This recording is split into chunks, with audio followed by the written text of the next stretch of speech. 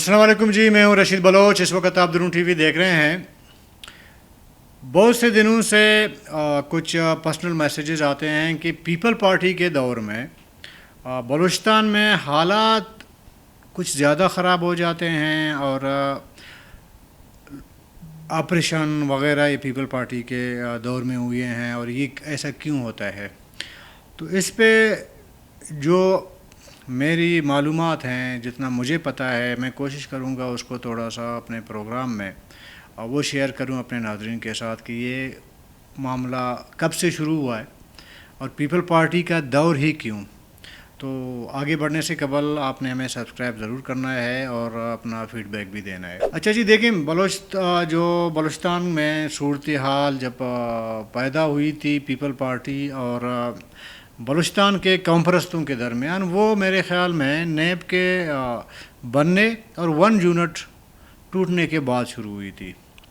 دیکھیں، جب تک 1 یونٹ برقرار تھی تو اس میں ظاہر ہے کہ جو گورنر وغیرہ آئے تھے وہ تو پیپل پارٹی کی مرضی سے تو نہیں آئے ہوں گے، لیکن جیسے ہی ذوالفقار علی بھٹو صاحب پہلی بار جب وزیر اعظم بنے اور اس کے بعد دوسری بار بھی وہ بنے، تو نیب اور بھٹو کے درمیان ایک چپکلش کی صورتحال پیدا ہوئی.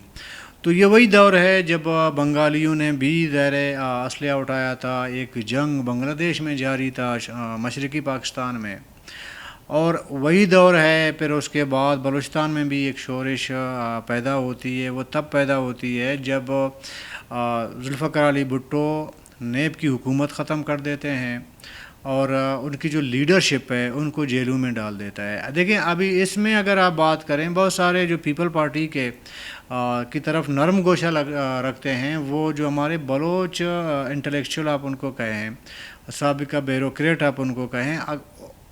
میں نے کتابیں پڑھی ہیں، رحیم ظفر صاحب کا موقف بھٹو صاحب کے بارے میں کچھ الگ ہے، اور جو بھٹو مخالف دڑا تھا BSO کا، تو ان کا موقف بھٹو صاحب کے بارے میں کچھ الگ ہے. دیکھیں، کچھ BSO کے 65 کے جو کیڈر تھا، ان میں سے جو پہلا BSO کا جو ایک بنیاد رکھا گیا، شاید وہ کوئٹہ میں رکھا گیا. اس کے بعد کچھ BSO کے جو سینئر لوگ تھے وہ بھٹو سے بڑا متاثر ہوئے 70 میں. ان میں رحیم ظفر صاحب بھی شامل ہیں، اس میں شاید نعمت گچکی صاحب بھی شامل ہیں، اس میں حکیم بلوچ صاحب بھی شامل ہیں، اس میں صابر بلوچ صاحب بھی شامل ہیں جو ابھی. تو یہ ایسے ایک طبقہ ایسا تھا جو شامل ہیں. وہ اب ان سے اگر آپ بات کر دیں گے تو یہ بھٹو صاحب کے بارے میں بڑا نرم گوشہ رکھتے ہیں. رحیم ظفر صاحب نے لکھا ہے کہ جی دراصل یہ جو 71 میں جو بلوچوں کے خلاف یہ آپریشن ہوئی تھی بغاوت کے مقابلے میں، دراصل وہ بھٹو صاحب کی مرضی منشا کے بغیر نہیں ہوا تھا. وہ اسٹیبلشمنٹ کی ظاہر ہے کہ ایک پریشر تھا اور اسٹیبلشمنٹ نے کروایا. تو بھٹو صاحب کو وہ اپنے کتاب میں بالکل ہی معصوم لکھتے ہیں، ٹھیک ہے نا. لیکن حقیقت ذرا آپ تھوڑا سا غور کریں گے. دیکھیں، بھٹو صاحب نے اپنے کوئٹہ میں یا مستنگ میں جو انہوں نے جلسے کیے تھے، اس میں ان کا اسپیسیفک جو ٹارگٹ تھا وہ سردار عطا اللہ خان مینگل اور نواب خیر بشمری تھے. اس کے بعد اسلم گچکی وغیرہ، ان کے بارے میں بھی انہوں نے اپنی کتاب میں بڑا سخت لکھا ہے، یہاں تک کہ اسلم گچکی صاحب کو انہوں نے چالاک لومڑی تک کہا ہے. تو وہ جو اسٹیج پہ جو لب و لہجہ اگر آپ ذوالفقار علی بھٹو صاحب کا دیکھیں گے 2 سرداروں کے بارے میں، تو اس کی بنیادی وجہ ظاہر یہی تھی کہ انہوں نے بغاوت کی ہے نا. تو اس بنیاد پہ ان کا بڑا کرٹیسائز وہ کرتے رہے. اور باقی کچھ سردار شاید 70 میں وہ بھی اس بغاوت میں شامل تھے، جیسے محمد حسنیوں کے جو سردار ہیں، سردار عارف جان محمد حسنی، وہ بھی اس بغاوت میں شامل تھے. بہت سارے اور بھی شامل تھے. تو ایسا بھی نہیں ہے کہ بھٹو صاحب کا جو وہ بالکل نہیں چاہتے تھے کہ بلوچستان میں آپریشن نہ ہو، یا وہ اس کے مخالفت تھے. ممکن ہے کہ اس وقت کے اسٹیبلشمنٹ کی یہ خواہش ہو، پریشر ہو، لیکن بھٹو صاحب برابر کے شریک ہیں 71 کے جو آپریشن ہوئی ہے. دیکھیں ابھی اگر آپ 71 کے آپریشن میں مارے جانے والے بچے، خواتین اور مرد جو بھی ان کی ایگزیکٹلی آپ کے پاس جو ہے نہ فگر ہے، نہ اس طرح کتابیں لکھی گئی ہیں، نہ اس کی معلومات اب تک مہیا ہو سکے ہیں. بی ایس او کے جو بھٹو مخالف لوگ ہیں وہ یہ الزام لگاتے ہیں بھٹو صاحب پہ. وہ کہتے ہیں کہ 71 کے اس لڑائی میں، اس آپریشن میں، بلوچستان میں بلوچوں کے خلاف جو آپریشن ہوئی تھی اس میں 70,000 بلوچ مارے گئے تھے. اس میں خواتین، بچے وغیرہ سب شامل ہیں. اور اس کو میرے خیال میں وہ بی ایس او کا کیڈر جنہوں نے پیپل پارٹی جوائن کی وہ اس کو ڈیفائن نہیں کر سکے آج تک. وہ کہتے ہیں کہ ان کی چند کتابیں جو میں نے پڑھی ہیں جو بھٹو صاحب کا ذکر ہے ان میں، وہ سمجھتے ہیں کہ بھٹو صاحب ایک دور میں اس حد تک آئے تھے کہ وہ سمجھ رہے تھے کہ بلوچستان میں ایک ڈائلاگ کا سلسلہ شروع کیا جائے، لیکن اسٹیبلشمنٹ نہیں چاہتی تھی، تو اس وجہ سے بھٹو صاحب کی حکومت بھی ختم ہو گئی، تو یہ ہو گیا، فلانا ہو گیا. وہ اس طرح کی باتیں کرتے ہیں. لیکن یہاں پہ ذکر یہ کرنا ہے، عرض یہ کرنی ہے کہ اگر 70,000 نہ بھی مارے گئے ہوں بلوچ، مارے تو گئے ہیں نا ہزاروں میں، آپ ان کو 10,000 لے لیں تو مطلب ایک آپریشن کا آغاز آپ اس کو نہیں کہہ سکتے ہیں. آغاز تو آپ ایوب خان سے لے سکتے ہیں نا، ایوب خان کے دور میں آپریشن ہوئے ہیں. تو پھر اس میں بھی سوال یہ پیدا ہوتا ہے کہ جب ایوب خان فیلڈ مارشل تھے تو بھٹو صاحب تو اس کے وزیر خارجہ تھے، ایسا ہی تھا نا. تو کہیں نہ کہیں مشاورت وغیرہ میں بھی تو شامل ہوتے ہوں گے. اس کے بعد 70 کا دہائی آتا ہے، اس میں بھی آپریشن. پھر درمیان میں ضیاء کا جو دور آتا ہے تو اس میں تھوڑا سا ایک آپ یوں سمجھیں کہ بلوچ جو لیڈرشپ ہے ان کے لیے ایک آسانی پیدا کی جاتی ہے، ان کو جیلوں سے نکالا جاتا ہے وغیرہ. مطلب ہے کہ یہ بڑی تاریخ ہے، لمبی بات ہے، اس کو آپ رہنے دیں. پھر آ جاتا ہے جی پیپل پارٹی کا دور حکومت 88 میں، مطلب سارا ایپیسوڈ ہو کے بھٹو صاحب کی پھانسی وغیرہ، اور پیپل پارٹی میں جو مشکل دور آتا ہے ضیاء کے دور میں، وہ تمام ان کو ایک سائڈ پہ رکھیں.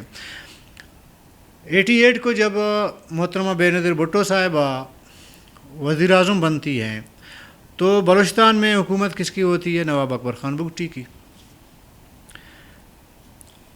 اچھا ادھر ایک مسئلہ اور بھی یہاں پہ پیدا ہوتا ہے. دیکھیں نواب اکبر خان بگٹی نے شاید اپنے زبان سے نہ کہا ہو، میں اس کو کوٹ نہیں کر سکتا، لیکن آپ تھوڑے بڑے بزرگوں سے آپ پوچھیں گے نا، ان کے بقول کہ یہ جو کلپر اور نواب صاحب کے درمیان جو قبائلی جھگڑا ہوا تھا، اس کی بنیاد بھی شاید بے نظیر دور حکومت سے ہی شروع ہوتی ہے.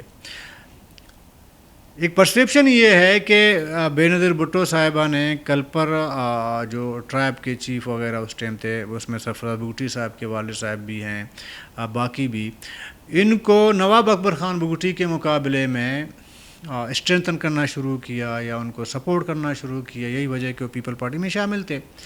تو ڈائریکٹ انڈائریکٹ نواب صاحب کے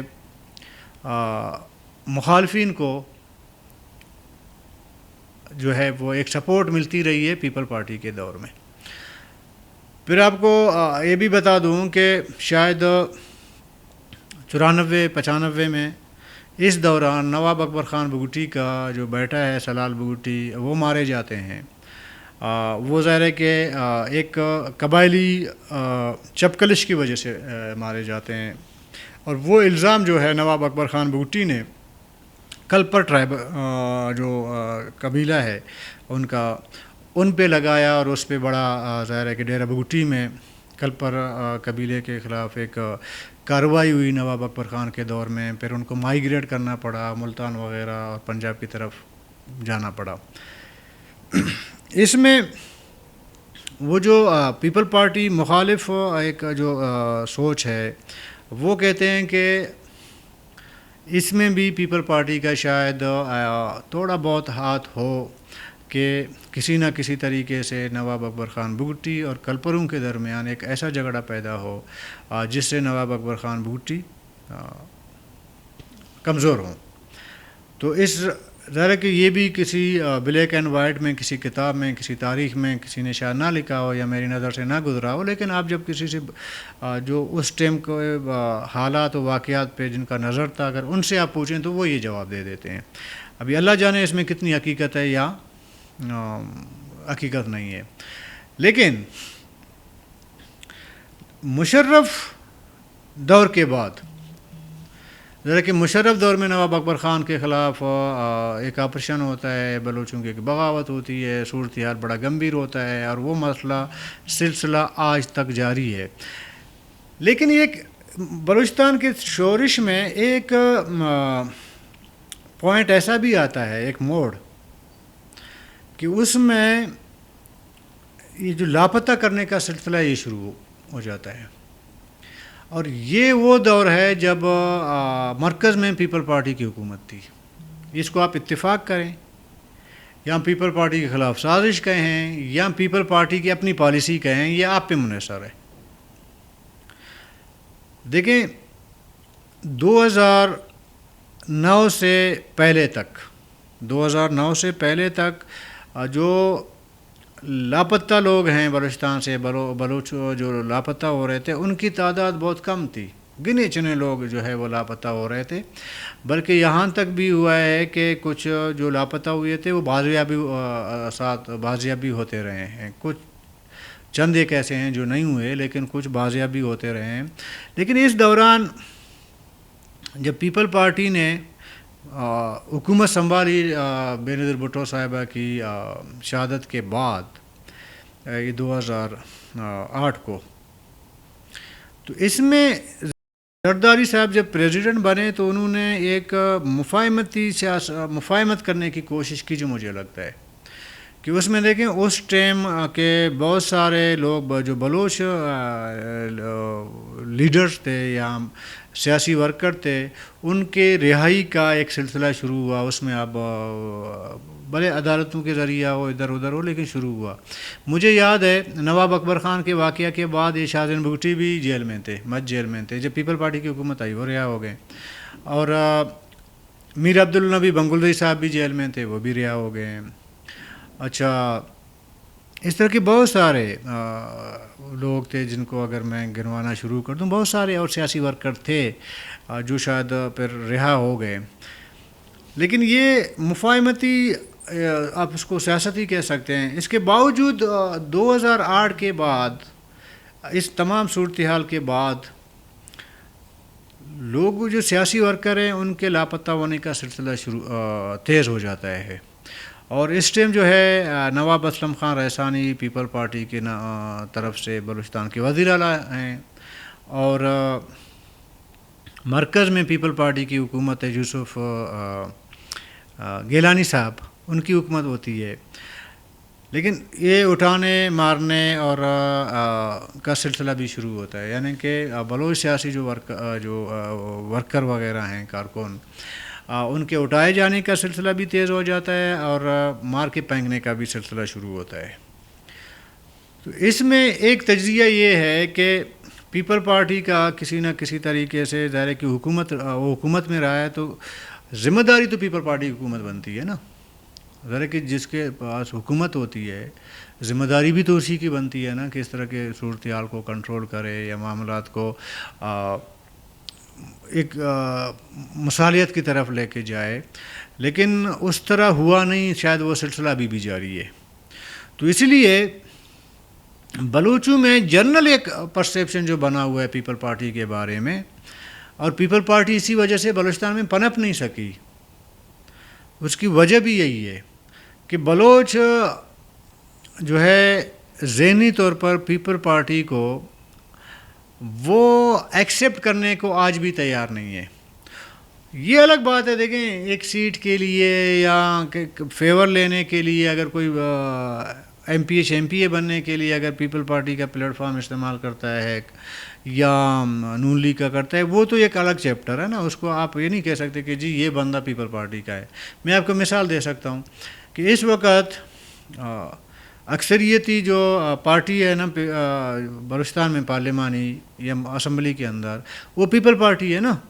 لیکن دو کو چھوڑ کے، صادق عمرانی اور علی مدد جتک کو چھوڑ کے باقی تو پیپل پارٹی کے تو بندے ہیں نہیں نا. یہ تو ماننا پڑے گا آپ کو.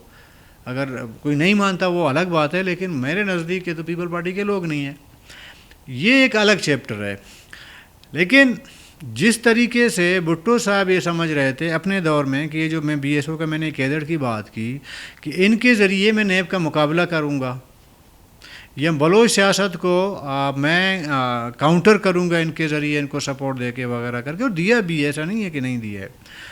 جس طرح بھٹو صاحب نے سندھی قوم پرستوں کو ایک اچھے طریقے سے ظاہر ہے کہ ایک کامیابی سے ان کو کاؤنٹر کیا، جی ایم سندھ کی پارٹی ختم ہوگی، نیشنلزم کی سیاست سندھ میں ختم کافی حد تک، بلکہ بھٹو صاحب نے یہ تک کہا تھا کہ میں جی ایم سندھ کی جو ہے وہ نظریے کو لپیٹ کے میں نے دریائے سندھ میں نے پھینک دیا ہے، اور کسی حد تک وہ ٹھیک کہہ رہے تھے. تو وہ شاید نہیں ہو سکا اس لیے کہ بلوچستان میں قوم پرستی کی جو جڑ ہے نا وہ بڑا مضبوط تھا اور آج بھی ہے. تو بھٹو صاحب کاؤنٹر نہیں کر سکے، اور وہ دن ہے اور آج کا دن ہے پیپل پارٹی کے بارے میں پرسیپشن بلوچوں کے کا جو پرسیپشن ہے وہ ٹھیک نہیں ہے. وہ اپنا پیپل پارٹی کو ایک حساب سے بلوچ اپنا مجرم سمجھتا ہے. سمجھ گئے آپ؟ تو یہ دراصل جو کچھ ہوا ہے تو وہ بڑے آسانی سے ظاہر کہ بلایا بھی نہیں جائے گا نا. پھر یہ ابھی دور ہے 2024 کا، اس میں بھی دیکھیں نا آپ، ابھی اس پورے دور میں دیکھیں نا پرسیپشن تو یہی ہے نا کہ پیپل پارٹی کا جو دور ہے اس میں زیادہ جو ہے وہ ایک ریئیکشن زیادہ نظر آ رہا ہے آپ کو. یہ تو ظاہر ہے کہ موومنٹ بلوچ یکجہتی کمیٹی تو ابھی بنی ہے، لیکن اس سے پہلے بھی آپ بلوچ پارلیمانی سیاسی جماعتوں کو آپ دیکھیں، ان میں سے بھی زیادہ پیپل پارٹی کی طرف جھکاؤ رکھنے کی کوشش نہیں ہوتی ہے، لیکن نون لیگ کی طرف جو ہے وہ جھکاؤ رکھنے کی کوشش ہوتی ہے، چاہے وہ بی ایم پی ہو یا نیشنل پارٹی ہو.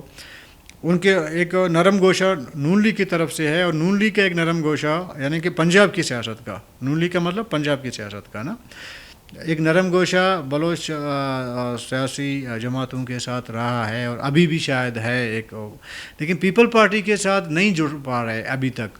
اس کی بنیادی جو وجہ ہے میرے خیال میں وہی ہے، وہ 70 سے جو یا 65 سے جو سلسلہ شروع ہوا تھا نواب نوروز خان سے لے کر اور اب تک، ٹھیک ہے نا، جو معاملہ چل رہا ہے وہ پیپل پارٹی کسی نہ کسی صورت میں مرکز میں رہا ہے، پاور میں رہا ہے کسی نہ کسی صورت میں.